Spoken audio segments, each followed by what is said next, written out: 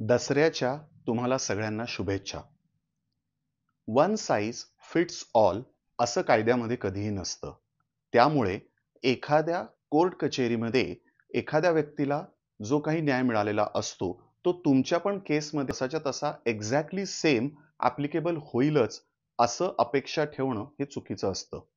त्यामुळे तुमच्या केसमध्ये नेमकं काय आउटपुट येणार आहे, हे तुम्ही तुमच्या वकिलांबरोबर अगोदरच चर्चा करणं अपेक्षित असतं.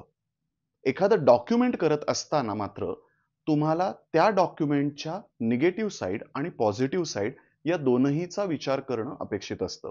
एखादं डॉक्युमेंट वकिलांना करायला दिलं याचा अर्थ ते जे करतील ते सगळं बरोबर आहे असं न समजता तुम्ही तुमच्याकडनं प्रश्न विचारणं हे अत्यंत गरजेचं असतं.